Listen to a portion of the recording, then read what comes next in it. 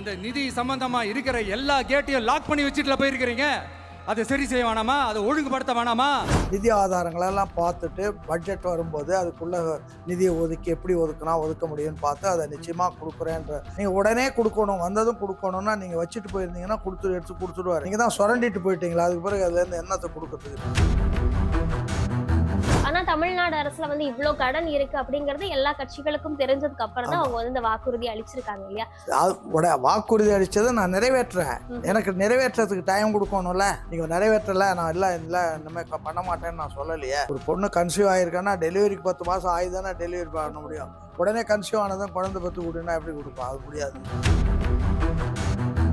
ஒன்றா நடத்துக்கிட்டு இருக்கிற போது நீங்கள் இந்த மாதிரி ஒரு பிரச்சனைகள்லாம் கிளப்பிட்டு உட்காந்துருந்தீங்கன்னா உங்களை பற்றி தான் அசிங்கமாக நினைப்பாங்களே தவிர விஜய் பற்றி யாரும் அசிங்கமாக இப்போ நினைக்க மாட்டாங்க. காரணம் அவருக்குள்ள காலம் கொடுக்காம நீங்கள் கேள்வி கேட்டால் வேணும்னே நீங்கள் பண்ணுறீங்கன்னு அந்த பழியையும் நீங்கள் தான் சுமக்க போகிறீங்க. அதுதான் உண்மை. முதல்ல இது திராவிட கட்சிகள். இது திராவிட கட்சிகளே இல்லை. திராவிட கட்சிகளில் அண்ணா என்ன சொன்னார்? அப்போ மதுவிலக்கு இருந்தது. மதுவிலக்கில் உங்கள் கொள்கை என்ன அப்படின்னு காங்கிரஸ்காரர் சட்டமன்றத்தில் கேட்குறாரு. அப்போ அண்ணா தெளிவாக சொல்லிட்டாரு, இந்த அரசாங்கம் பிச்சை எடுத்து நடத்துகின்ற நிலைமை வந்தாலும் மதுவிலக்கை நான் ரத்து செய்ய மாட்டேன். அதனுடைய கொடுமை எனக்கு தெரியும், குடும்பங்கள் சிதைந்து போகும், அதனால் செய்ய மாட்டேன்ட்டாரு. அவர் சொன்னது திராவிட இயக்கத்தினுடைய கொள்கை. நீங்கள் என்ன பண்ணீங்க? வந்ததும் கடையை தருது. அப்போ இது திராவிட கொள்கையா? அண்ணா காலத்தில் சாதாரண சைக்கிள் ரிக்ஷா ஓட்டினவன் எம்எல்ஏ ஆனான். இப்போ அதே மாதிரி நம்மளுடைய விஜய் காலத்தில் வந்திருக்காங்க. உங்கள்கிட்ட வந்தால் 20 கோடி பணம் இருந்தால் வா, இல்லைன்னா போ அப்படின்னு சொல்லிட்டு நீ கொடுத்தீங்களே தவிர 20 கோடி கொடுத்து வந்து எம்எல்ஏ சீட்டுக்கு வந்தால் அவன் 200 கோடி கொள்ளை அடிக்க தானே வருவான். மக்களுக்கு தொண்டு செய்யறதுக்கு ஆளை தேவையில்ல. அதனால் அவங்க அதை புரிஞ்சுக்கிட்ட மக்கள் இந்த தலையில் மண்ணள்ளி போட்டுருக்காங்க. அதுதான் ஒன்று. கிரெடிட் கார்டு ஓவர் டியூவா, மல்டிபிள் இஎம்ஐ ஸ்ட்ரெஸ்ஸா? இனி ஒரே இஎம்ஐல ஈஸியா மேனேஜ் பண்ணலாம். Power of one EMI. வணக்கம் நேயர்களே, தொடர்ந்து அரசியல் குறித்து பல விஷயங்களை நம்ம சேனல்ல பேசிட்டு இருக்கோம். இன்னைக்கு நம்ம கூட திருச்சி சௌந்தரராஜன் சார் இருக்காங்க. அவங்க கிட்டயும் நிறைய விஷயங்கள் கேட்டு தெரிஞ்சுக்க போறோம். வணக்கம் சார். வணக்கம். வணக்கம் சார். நேத்துக்கு விஜய் அவர்கள் ஒரு ஸ்பீச் கொடுத்திருந்தாரு இல்லையா? சோ அதை பார்க்கும்போது ஒரு சினிமா டயலாக் மாதிரி இருக்கு அப்படின்னு சொல்லிட்டு திமுக தரப்புல ஒரு குற்றச்சாட்டு வச்சிருக்காங்க. இதை நீங்க எப்படி பாக்குறீங்க? அவங்க பார்வை அவங்களுக்குன்னு உள்ள பார்வையில பார்த்துருக்காங்க. ஒவ்வொருத்தருக்கும் ஒவ்வொரு ஸ்டைல் இருக்கும் பேச்சில். அதனால் அவருடைய ஸ்டைல் அது தானே தவிர இவங்க சும்மா வேணும்னே ஒரு சினிமா ஸ்டைலில் பேசுகிறாரு அப்படின்னு சொல்கிறதுலாம் தப்பு. சினிமா இவங்க வேணும், வேற சொல்கிறதுக்கு ஒன்றுமே இல்லாதனால இது மாதிரி ஒரு வார்த்தையை சேர்த்து சொல்கிறேன். ஓகே. ஏன்னா வந்து இவங்க என்ன குற்றச்சாட்டு வைக்கிறாங்க அப்படின்னா, இது வரைக்கும் அவர் வந்து பிரஸை சந்திக்கவே இல்லையா? சோ மோடி அவர்கள் ஒரு விஷயத்தை கையாளுற மாதிரியே விஜய் அவர்களும் தமிழ்நாட்டுல இது வரைக்கும் பிரஸை சந்திக்கவே இல்லை. சோ அங்க எல்லா இடங்கள்லயுமே அமைதியா இருந்துட்டு ஏதோ எழுதி கொடுத்த டைலாக் மாதிரி டப்புன்னு வந்து ஒரு ஸ்டேஜ் கிடைச்சதுக்கு அப்புறமா அங்க வந்து விஜய் அவர்கள் அதை டெலிவரி பண்ணும்போது ஒரு சினிமா பாக்குற மாதிரி இருக்கு அப்படிங்கிற ஒரு விமர்சனம் தான் தொடர்ந்து பல்வேறு கட்சிகளும் முன் வச்சுட்டு வராங்க. இப்போ இவங்க பல்வேறு கட்சிகள் இருக்கிறவங்க ஆரம்ப காலத்துலலாம் எடுத்ததும் அப்படியே பெரிய ஆரேட்டர் மாதிரி பேசிட்டாங்களா? எல்லாருக்கும் உள்ளது தான். அவரும் ஒரு துறையிலேருந்து வந்திருக்காரு, அவருடைய ஸ்டைலில் அவர் பேசுகிறாரு. அதெல்லாம் விட்டு என்ன பேசுகிறாரு, என்ன வேணும் உங்களுக்கு, அதை விட்டுட்டு சும்மா அவர் நிற்கிறது தப்பு, ஒரு சட்டை போட்டது தப்பு, இதெல்லாம் தேவையில்லாத ஒரு பிரச்சனை. என்ன ஆக்சுவலாக நீங்கள் என்ன பிரச்சனையே கேட்க வரீங்க, அதுக்கு அவர் என்ன பதில் சொல்கிறார் அப்படி தான் நம்ம பார்க்கணுமே தவிர அதை விட்டு அவர் வந்து சினிமா பாணி அந்த பாணி இந்த பாணி சொல்ல வேண்டியதில்லை. சினிமா பாணியாக இருந்தாலும் தப்பு இல்லை. அதனால என்ன இருக்குது, ஏதோ ஒரு பாணியில் மெசேஜை கன்வே பண்ணுறாங்க, அவ்வளோதானே. மெசேஜ் போய் சேரணும், அதுக்கு ஏதோ ஒரு பாணியில் அவங்க சொல்கிறாங்க, அவ்வளோதான். ஓகே. இப்போ வந்து நிறைய பிரச்சனைகள் தொடர்ந்து இந்த புதிய அரசு வந்து பதவி ஏற்றதுக்கு அப்புறமாவும், ஆக்சுவலி இதுக்கு முன்னாடி இருந்துச்சு, பதவி ஏற்றதுக்கு அப்புறமாவும் ஒரு மாற்று அரசியல்னு சொல்லி இவங்க வந்து உள்ள வந்திருக்காங்க. சோ இதுக்கப்புறம் நிறைய பிரச்சனைகள் போயிட்டு இருக்கு. சோ அதை பத்தி எல்லாம் பேசாம திடீர்னு ஒரு இடத்துல வந்து பேசும்போது இந்த மாதிரியான விமர்சனங்களை அவங்க வந்து முன் வைக்கிறாங்க. அதே மாதிரி எந்த ஒரு கட்சி தலைவரும், ஒரு முதலமைச்சரும் சரி, பிரதமரும் சரி, இந்த அளவுக்கு ஒரு ஆணவத்தோட இருந்ததில்லை அப்படின்னு பல விமர்சனங்கள் விஜய் அவர்கள் மேல வைக்கப்படுது. இது என்ன ஆணவம்ன்றது எப்படி இவங்க கண்டுபிடிச்சாங்க? இவங்க எல்லாம் ஆணவம் இல்லாதவங்களா, அல்லது ஆணவன்றதுக்கு என்ன அடையாளம்ன்ற? நான் அவரு தெளிவா அவருடைய கருத்துல, அவருடைய செயல்பாடுல அவரு தெளிவா உட்காந்துக்கிட்டு சொல்றாரு. இப்பதான் வந்திருக்காரு, வந்து 15-20 நாள் ஆகுது. நான் எல்லா விஷயங்களையும் தெரிஞ்சுக்கிட்டு அதுக்கு பிறகு பதில் சொல்லணும். ப்ரெஸ்ஸுக்கு மீட் பண்ணுறதுன்னா ப்ரெஸ்ஸுக்கு மீட் பண்ணுற போது எல்லா சமாச்சாரமும் கையில் இருக்கணும். அதுக்கு வந்து ஒரு பெரிய அரசாங்கத்தை கையாள வர்ற போது அதுக்குள்ள டைம் எடுத்துக்கிட்டு எல்லாத்தையும் தெரிஞ்சுக்கிட்டு உங்களுக்கு ஒரு நாளைக்கு அது ஓப்பன். இவ்வளோ நாள் அவர் மேடையில் பேசலை பப்ளிக்கில் வரலன்னாங்க. இப்போ வந்து திருச்சியில் வந்து பப்ளிக்கில் பேசிட்டாரு. ம். அதே மாதிரி ஒரு நாளைக்கு ப்ரெஸ்ஸை அப்புறம் சந்திக்காமல் இருக்க முடியாது. சந்திக்கிற போது எல்லா விஷயங்களையும் கையில் வாங்கிட்டு அதுக்கு பிறகு பேசுவாங்க. அதில் நீங்கள் வந்து ஒரு 6 மாதம் டைம் வரைக்கும் வெயிட் பண்ணுறேன்னீங்களே, ஏன் உங்களுக்கு என்ன அவ்வளோ அரிப்பு? 6 மாசத்துக்குள்ள அவர் வந்து இப்பதான் முதல் ஆட்சிக்கு வந்திருக்காரு. ம்ஹும். சினிமா துறையிலேருந்து தான் வந்திருக்காரு. அவர் வந்தது மட்டும் இல்ல, அவரை தேடி மக்கள் போய் அவரை தயாரிச்சிருக்கிறாங்க. ம்ஹும். அவரு அதுக்கு வேண்டிய தன்னுடைய தளத்தை தயார் பண்ணிக்கணும். அதுக்குள்ள நீங்க 6 மாசம் டைம் சொன்னீங்களே, உங்களுக்கு என்ன இவ்வளவு வேகம்ன்ற எனக்கு தெரியல. ம்ஹும். இந்த மாதிரி நேத்துக்கு விஜய் அவர்கள் பேசும்போது ஃபர்ஸ்ட் ஹாஃப்ல வந்துட்டு மக்களுக்கு என்ன செய்ய போற அப்படின்னு சொல்லாம உடனே வந்து திமுகவை தாக்கி பேசிக்கிற மாதிரி பல விஷயங்களை வந்து முன்னெடுத்திருந்தாரு. அதுக்கும் அவரே அந்த ஸ்பீச்ல ஒரு பதில் கொடுத்திருந்தாரு. ஏன்னா ஒரு வேர்ல விஷம் பரவி இருக்குன்னா அதை எடுத்து வைக்க வேண்டியது என்னோட கடமை அப்படின்னு சொல்லியிருந்தாரு. தொடர்ந்து திமுக தரப்புக்கு மேலேயே அவங்க வந்து பல்வேறு குற்றச்சாட்டுகளை முன்வைக்கிறத வந்து மற்ற கட்சிகள் எந்த முறையில வந்து அணுகுறாங்க? இல்ல, ஏற்கனவே நீங்க தப்பு பண்ணதுனால தான் அவங்கள எல்லாம் வெளியில ஏத்துறாங்க. நீங்க ஒரு 5 வருஷம் உங்களுக்கு சான்ஸ் குடுத்துட்டாங்க. ம்ஹும். குடுத்து ஆட்சி பண்ணீங்க. ஆட்சியில ஒண்ணுமே நீங்க சரியா பண்ணல. எல்லாமும் தப்பு, ஊழல், லஞ்சம், கொலை, கொள்ளை எல்லாமே நடந்திருக்குது. அதெல்லாம் எடுத்து வச்சு பேசாம எப்படி இருக்க முடியும்? உன்னுடைய ஆட்சியில நடந்தது அதனுடைய நீட்சி தான் இது. ம்ஹும். அதே அதிகாரிகள் தான் இருக்கிறாங்க. அதே ஆட்சியில அவங்க பழக்கப்பட்டு போனவங்க. பழக்கப்பட்டவங்கள அந்த பழக்கத்த மாத்துறதுக்கு கொஞ்சம் காலம் வேண்டும். ம்ஹும். அந்த வேலைய அவர் பண்ணிட்டு வர்றதுக்குள்ள நீங்க அவசரப்பட்டா எங்க போறது? ம். அதனால இது வந்து அவசரப்பட்டு பண்றதே தவிர, அதாவது ஆத்திரத்துல, ஐயோ! ஆட்சி போயிடுச்சே, நம்ம பொழப்பு போயிடுச்சே, கொள்ளை அடிக்கிறது போயிடுச்சே, அப்படின்ற அந்த ஆத்திரத்துல எது வேணா ஏதாச்சும் ஒண்ண இட்டு கட்டி பேசுறது அல்லது ஏதாவது பண்றதுன்னு வச்சிருக்காங்களே தவிர, ம்ஹும். அவர் வந்து எல்லாத்துலயும் நிதானமா, ஒழுங்கா எப்படி எந்த அதிகாரி எங்க போட்டா எப்படி ஒழுங்கா நடக்கும்னு பார்த்து, நல்ல அதிகாரிகள பார்த்து அந்தந்த இடத்துக்கு தகுந்த மாரி தகுதியான அதிகாரிகள போட்டு, ஒரு நிர்வாகத்த பண்றதுக்குரிய ஏற்பாடுகள அவர் பண்ணிட்டு வராரு. அதனால அவர் பண்ணுவார். அதுக்கு நீங்க சொன்ன 6 மாசம் நீங்க முதல்ல பொறுமையா இருக்கிறதுக்கு கத்துக்கோங்க. உங்க ஆத்திரத்த உங்களால அடக்கிக்க முடியல. அதனால ம்ஹும். அ எது வேணா சொல்லணும்னு சொல்லிட்டு இருக்கீங்களே தவிர, வேற இதுல ஒண்ணும் உண்மை இருக்குதா? நீங்க சொல்றத எந்த மக்களும் ஏற்றுக்கொள்ள மாட்டாங்க. உங்க கட்சிக்காரங்களே ஏத்துக்க மாட்டாங்க. பின்னால வந்து சொல்லுவாங்க, ம்ஹும். "நம்ம ஆளு ஆத்திரத்துல ஏதோ பேசிட்டு இருக்காரே" ம். அப்படின்னு தான் சொல்லிட்டு போவாங்க. உங்க ஆளுங்களே சொல்லுவாங்க. அதான் உண்மை. ஓகே. நீங்க சொன்ன மாரி இப்ப அதே அதிகாரிகள் தான் இருக்காங்க அப்படின்னு சொல்லியிருக்கீங்க. சோ சில அதிகாரிகள வந்து மாத்திட்டு இருக்கிறாரு விஜய் ஆமா. அவர்கள். தனியா வந்து பெண்கள் பாதுகாப்புக்காக ஒரு தனி படையே வந்து சிங்கப்பெண் யாஹ் படைன்னு ஒண்ணு. அந்த மாரி ஒரு படையே வந்து உருவாக்கிட்டு இருக்கிறாரு. சோ இதெல்லாம் எந்த அளவுக்கு சாத்தியம் குற்றங்கள தடுக்கிறது? எந்த அளவுக்கு குற்றங்கள் வந்து, அதாவது காப்பான் பெருசா, கள்ளம் பெருசான்னா, கள்ளன் தான் கள்ளம் தான் பெருசுன்றது பெருசு. கிராமத்துல சொல்லுவாங்க. ஆனா அந்த கள்ளனை கண்டுபிடிச்சு, அதுக்கு பிறகு அவன் திரும்பவும் அத செய்யாம இருக்கக்கூடிய வேலைகள, அதே மாரி அந்த கள்ளனுக்கு வாய்ப்பு தராம இருக்கறதுக்குரிய சூழ்நிலைகள அந்த பெண்களுக்கும் உருவாக்கி, ம்ஹ்ம். அவங்களுக்கும் பாதுகாப்புக்கு பல நடவடிக்கைகள் எடுக்க சொல்லிட்டு எல்லாத்தையும் சொல்ற காலம் வரும். வரம்போது எல்லாம் ஒண்ணொண்ணா நடக்கும். ஒண்ணொண்ணா நடந்துகிட்டு இருக்கிறபோது நீங்க இந்த மாரி ஒரு பிரச்சனையெல்லாம் கிளப்பிட்டு உட்கார்ந்திருந்தீங்கன்னா, உங்கள பத்தி தான் அசிங்கமா நினைப்பாங்களே தவிர, விஜய் பத்தி யாரும் அசிங்கமா இப்ப நினைக்க மாட்டாங்க. காரணம் அவருக்குள்ள இன்னும் காலம் குடுக்காம நீங்க கேள்வி கேட்டா, வேணும்னே நீங்க பண்றீங்கன்னு அந்த அந்த பழியையும் நீங்க தான் சுமக்க போறீங்க. அதுதான் உண்மை. நேத்தைக்கு விஜய் அவர்கள் பேசும்போது 200 யூனிட் மின்சாரம் பத்தி பேசினாரு. ஆ. அதுல இருந்த ஒரு கான்ட்ரோவர்சியான ஒரு விஷயம் பத்தி பேசியிருந்தாரு. அதே மாதிரி 100 யூனிட் மின்சாரம் அப்படிங்கிறது ஸ்டாலின் அவர்கள் குடுக்கல. அது வந்து ஜெயலலிதா மேம் பீரியட்லயே இருந்து அறிமுகப்படுத்தப்பட்டது அப்படின்னு ஒரு விஷயத்த வந்து திமுகவுக்கு வந்து சொல்லியிருக்காரு இல்லையா? ஆமா. சோ அத பத்தி நீங்க என்ன நினைக்கிறீங்க? இல்ல, அது உண்மை தானே. ஆமா. ஜெயலலிதா காலத்துல அந்த அம்மா தான் 100 யூனிட் குடுத்தாங்க. அந்த 100 யூனிட்ட இப்ப நான் 200 யூனிட் தர்றேன்னு சொல்றேன். நீங்க ஒண்ணும் 100 150 ஆக்கல, 100 300 ஆக்கல. நீங்க சும்மா அத அப்படியே வச்சிருந்தீங்க. ம்ஹ்ம். நான் அதிகமா குடுக்குறேன்னு சொல்றேன். ஆனா நீங்க ஏதோ 100 நீங்க குடுத்த மாரி ஒரு மாயை உருவாக்கத்துக்கு நெனச்சீங்க. அத போட்டு உடைச்சுட்டாரு. ஜெயலலிதா குடுத்தது நீங்க குடுத்தது இல்ல ம்ஹ்ம். அப்படின்றத போட்டு உடைச்சுட்டாரு. அதான் உண்மை.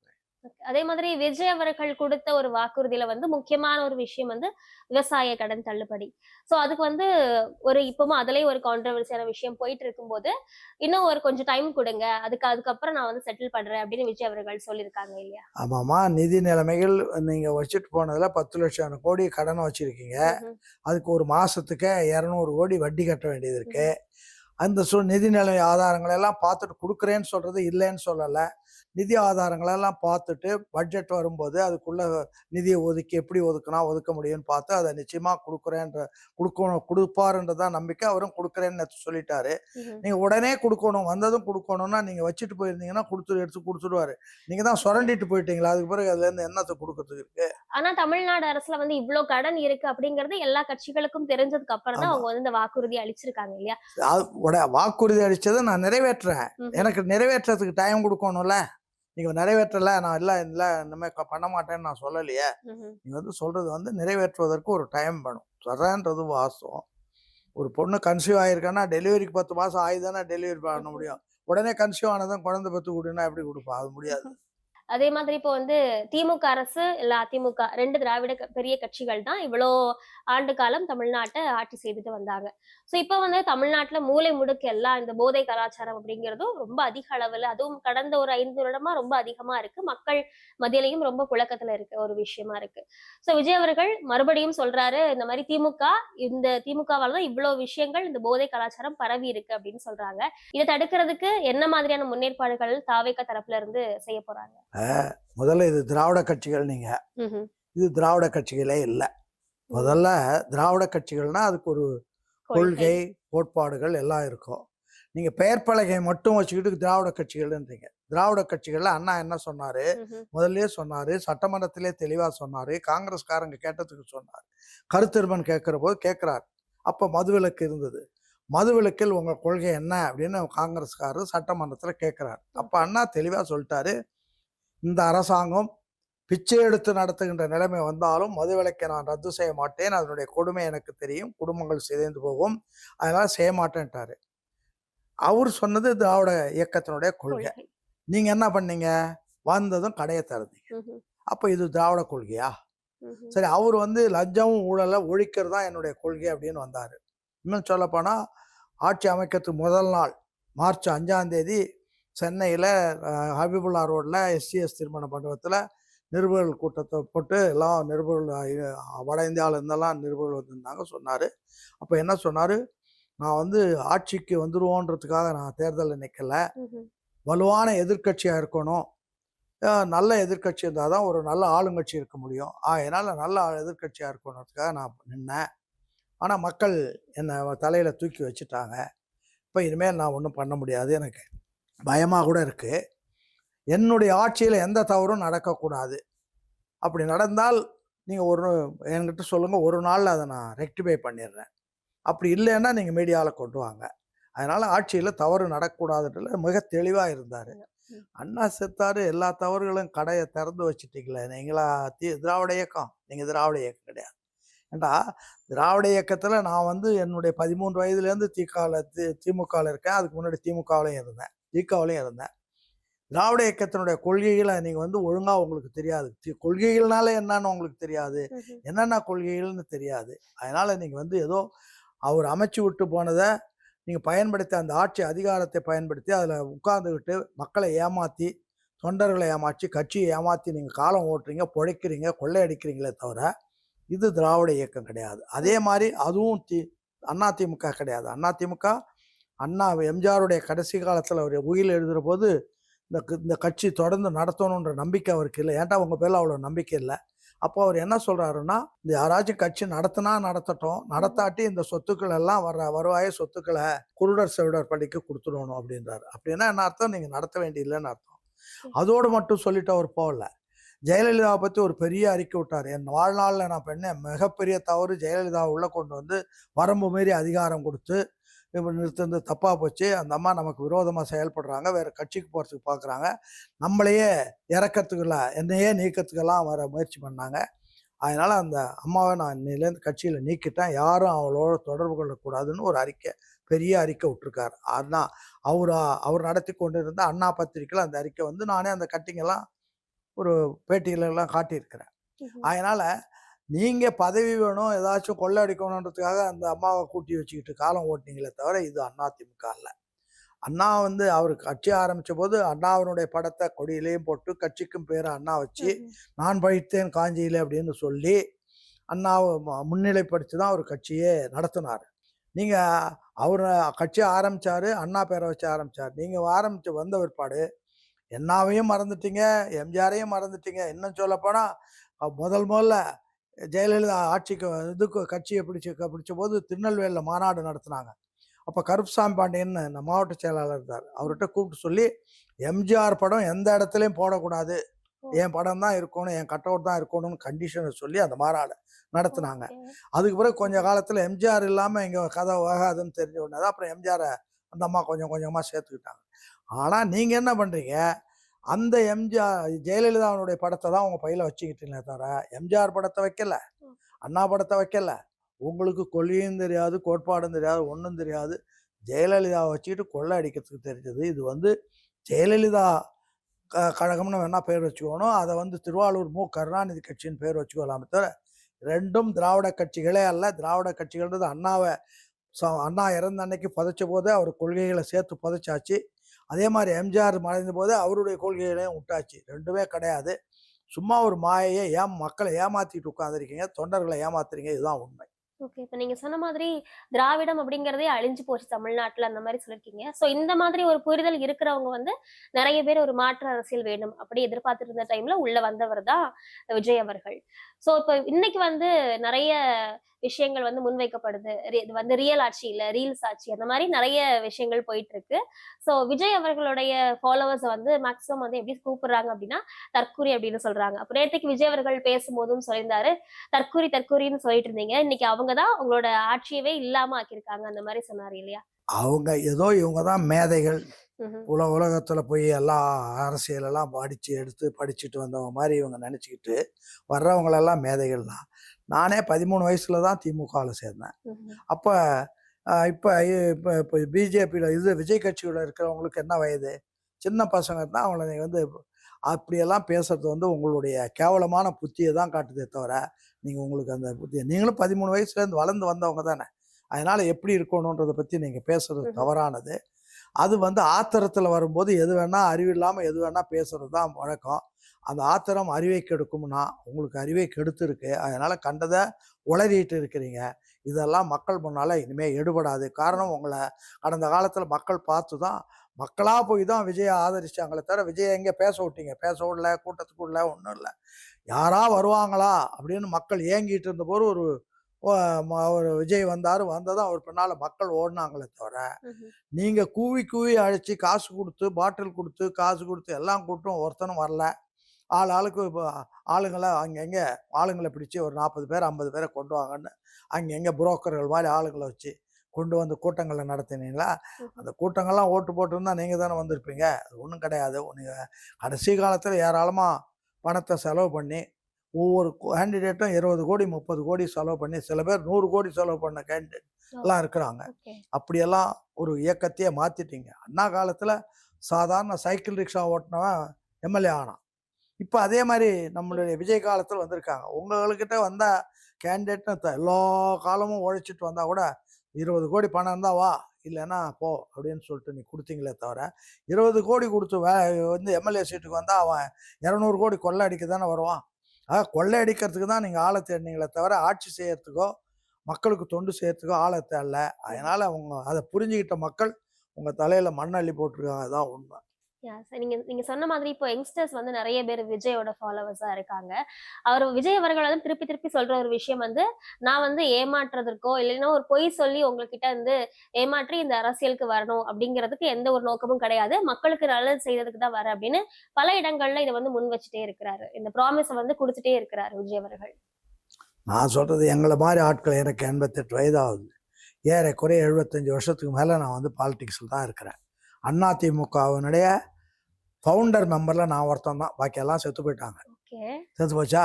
அதே மாதிரி திமுகவிலையும் பொதுக்குழுவில் நான் தான் திமுக பொதுக்குழு அதிக வாக்கு வாங்கி அந்த அறிவகத்தில் என் பேர் தான் இருக்கும், முதல் பேரா.